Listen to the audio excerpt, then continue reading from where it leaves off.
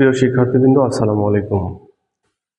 আজকে আমরা সপ্তম শ্রেণীর চতুর্থ অধ্যায়ের বীজগণিতিক গুণ ভাগ অধ্যায়ের আমরা 4.1 তার 4.1 এর গুণ অঙ্কর গুণ যে এগুলো আছে, গাণিতিক সমস্যাগুলো আছে, এর মধ্যে আমরা আজকে 5টা অঙ্কের সমাধান করব।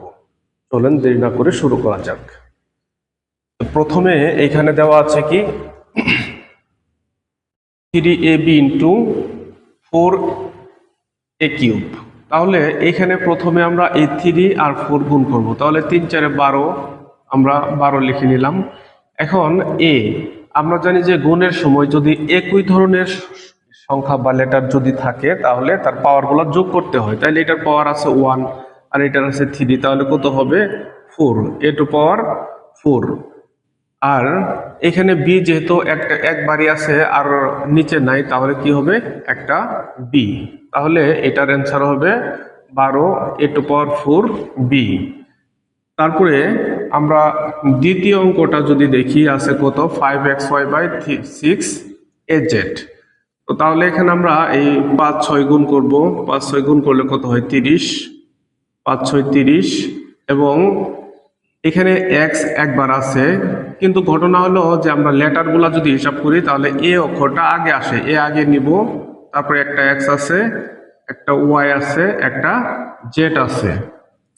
এরপর দেখেন 3 নাম্বারটা 5a² into 3a x⁵ y। তাহলে প্রথমে আমরা 3 5 গুণ করে নেব, 3 5 15। এখন এ দেখেন এখানে আছে একটা, এখানে দুইটা, তাহলে এ হলো 3টা অর্থাৎ a কিউব। এক্স এখানে আছে 2টা, এখানে আছে 5টা, তাহলে x⁵ ওয়াই একবারই আছে, তাহলে একটা ওয়াই। এখন আমরা যদি 4 নাম্বার অঙ্কটা যদি সমাধান করি, এখানে দেখেন এখানে আছে 8a² b আর এখানে আছে -2b²। তাহলে এখানে যেহেতু প্লাস আছে, অর্থাৎ কোনো চিহ্ন না থাকলে প্লাস ধরতে হয়, তাহলে এটা +8। তো প্লাস মাইনাসে মাইনাস, 8 আর 2 গুণ করলে 8 দুগুণে 16, 8 দুগুণে 16।